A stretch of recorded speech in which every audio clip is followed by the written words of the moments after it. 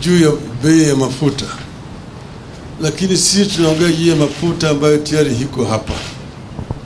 Yeye mwenyewe anajua ati matangi zimejaa na mafuta kwa sababu Uganda imekataa kuchukua hiyo mafuta kwa sababu bei yake iko juu. Sasa hiyo mafuta ambayo nasema ni tayari iko hapa, tunasema bei itashuka chini. Sababu gani bei hiyo haishuki chini wakati huu? Mbona nangoja mpaka mwezi ujao? Haya yote katika hiyo statement ambayo mimi nimetoa, nimesema mambo mengi zaidi. Nimeongea juu ya vile hii mafuta yenyewe ilikuja hapa. Kwanza walisema, na hata yeye jana alikariri, ati hii ni serikali na serikali, yani G ni government to government. Lakini ile makaratasi ambayo anasema ziko hata mbele ya bunge ni karatasi ambayo zimewekwa sahihi na bwana Chirchir kwa upande hii, lakini ngambo ile hakuna waziri upande ile ambaye ameweka sahihi. Hiyo sio G to G. G to G must be government to government. Tumesema yeye ameweka sahihi na makampuni pale.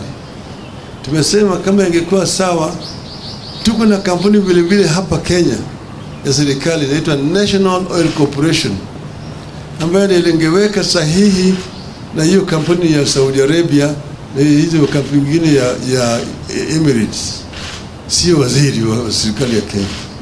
Kwanza hiyo yanasema ni ukweli, yale ambayo nasema hiyo ni uongo, sio kweli. Hiyo ni uongo, sio kweli. Kwa nini wamewacha kampuni ya serikali hapa, alafu wanakwenda kuchukua makampuni zingine ya binafsi kama Oryx, kama Galana, kama Gulf? Kitu gani, shida gani iko na kampuni yetu ya NOC hapa? NOC imepata kiniwi kimi siku gani ili ikaweka sahihi? Ndio kwa sababu hawa jamaa wenyewe walienda ngambo ile na wanapata rushwa kupitia hiyo makampuni ambayo wameweka hapa.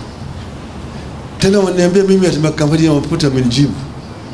Katika taifa letu hapa makampuni makubwa ya mafuta ni Vivo, ni Shell, ni Total. Hawa hawajanijibu. Wao wenyewe wanaumia. Uliza hao, mimi nafanya biashara na makampuni ya mafuta. Wanaumia wote. Wana shida. Kwa sababu hawa makampuni mengine yamewekwa hapo katikati ndio wamefanya biashara na hawa makatels.